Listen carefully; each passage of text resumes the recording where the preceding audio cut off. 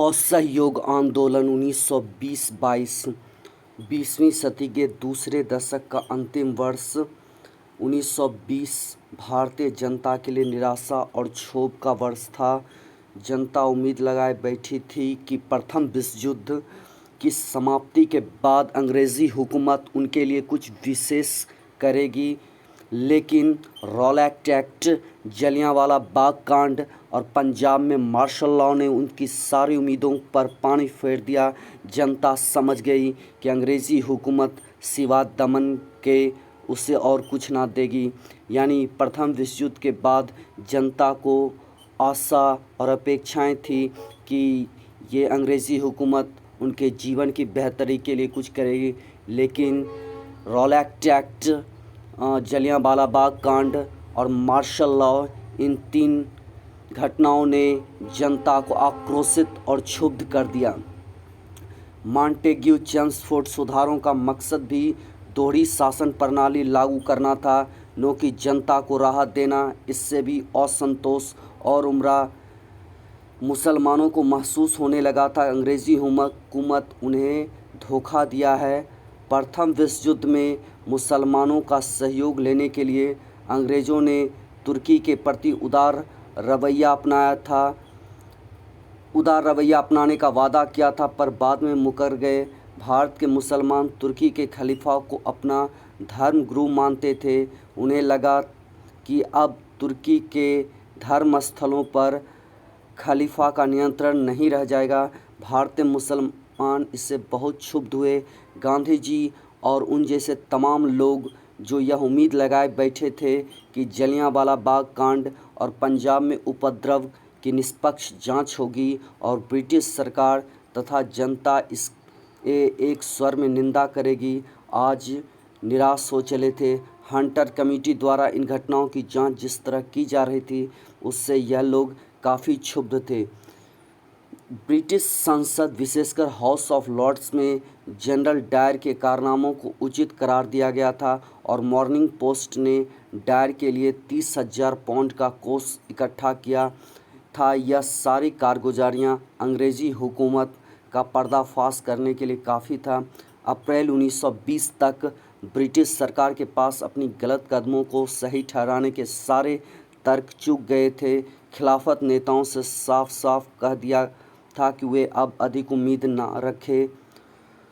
तुर्की के साथ 1920 में हुए संधि इस बात का सबूत थी कि तुर्की के विभाजन का फैसला अंतिम है।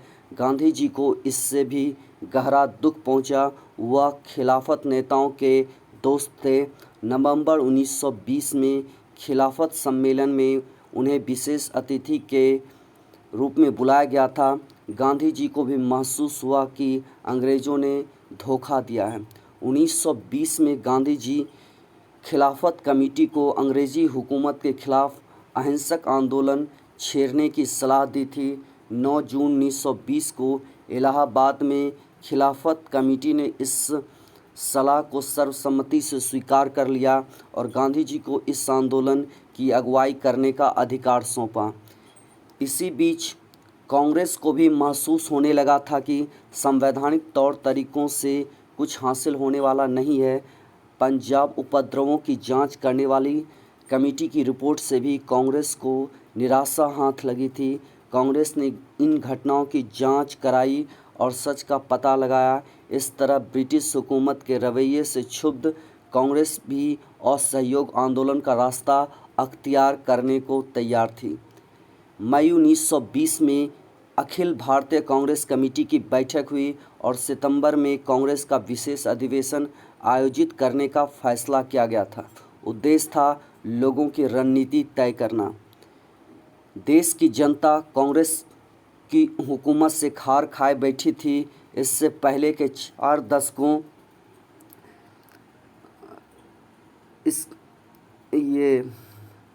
देश की जनता कांग्रेसी हुकूमत से खार खाए बैठी थी। इससे पहले के 4 दशकों के राष्ट्रीय आंदोलन ने जनता के एक बड़े तबके को राजनीतिक रूप से सक्रिय बना दिया था। अंग्रेजी हुकूमत के धोखाबाजी और जनता दमन से जनता कसमसा उठी। जनता को लग रहा था अब चुप रहना व्यर्थ होगा। इसके अलावा आर्थिक कठिनाइयों ने भी जनता के संघर्ष के लिए उकसाया। प्रथम विश्व युद्ध के बाद महंगाई बहुत बढ़ गई थी। नगरों और कस्बों में रहने वाले मजदूर, मध्य वर्ग, निम्न वर्ग सभी परेशान थे। खाद्यान्नों की कमी तो थी ही, कीमतें भी आसमान छू रही थी। मुद्रास्फीति लगातार बढ़ती जा रही थी। 1 अगस्त 1920 को आंदोलन छिड़ गया। गांधी जी ने 22 जून को ही वायसराय को एक नोटिस भेज दिया था, जिसमें लिखा था, शासन करने वाले शासक को सहयोग देने से इनकार करने का अधिकार हर आदमी को है। 1 अगस्त को प्रांत तिलक का निधन हो गया। तिलक के निधन पर एक शोक और आंदोलन की शुरुआत, दोनों चीज़ें एक साथ मिल गई। पूरे देश में हड़ताल मनाई गई, प्रदर्शन हुए, सभाएं आयोजित की गई और कुछ लोगों ने उपवास किया। इस तरह से हम देखें कि असहयोग आंदोलन शुरुआत करने के बहुत सारे कारण थे।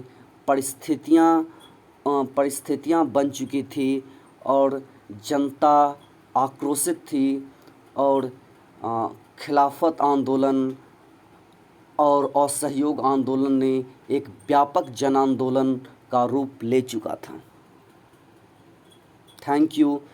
Thank you for watching career point Ballia. आप सहयोग करें, आपका सहयोग इस चैनल को आगे बढ़ाएगा, बहुत आगे बढ़ाएगा।